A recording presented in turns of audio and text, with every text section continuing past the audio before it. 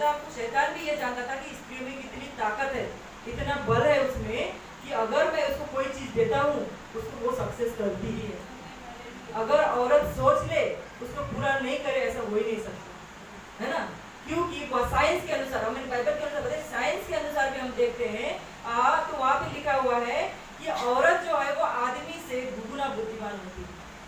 इसलिए आपने देखा होगा आजकल की जो जनरेशन है वो पता है क्या, ज्यादातर लड़कियों को मांग कर रही है काम करने के लिए ऑफिस में, आदमियों को नहीं, क्योंकि लड़कियां जो है ना वो बारीकी से काम करती है।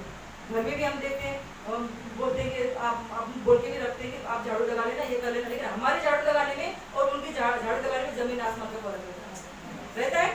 सिर्फ सिंपल छोटी सी बात को पकड़ ले रही है। हाँ, तो मतलब परमेश्वर ने हमें क्या किया, स्त्री को इतना बुद्धिमान बनाया है कि उसने, परमेश्वर ने हमें यूज किया अपने बेटा और बेटी पैदा करने के लिए। हालेलुया। लेकिन शैतान भी ये जानता था कि स्त्री सब कुछ कर सकती है, इसीलिए उसने पहले हव्वा को बहकाया।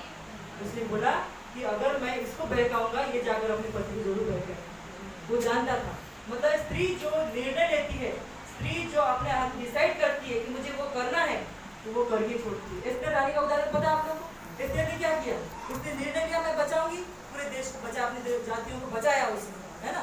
वैसे रूथ ने क्या किया, उसने भी वैसे अपने वंश को बचाया।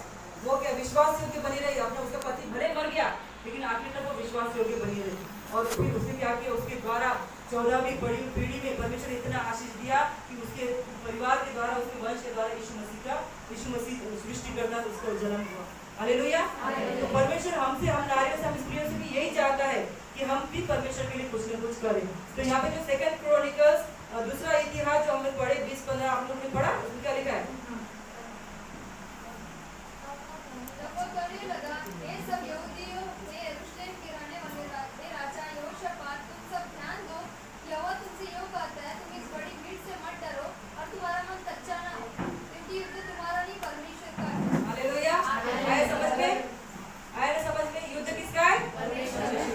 यदि हमारा पति बीमार है, यदि हमारा पति शराबी है, यदि हमारा पति जुआरी है, यदि हमारे बच्चे गलत रास्ते में हैं, यदि हमारा फाइनेंस आगे नहीं बढ़ रहा, यदि हम कर्जे में ही हैं, वो किसका युद्ध है?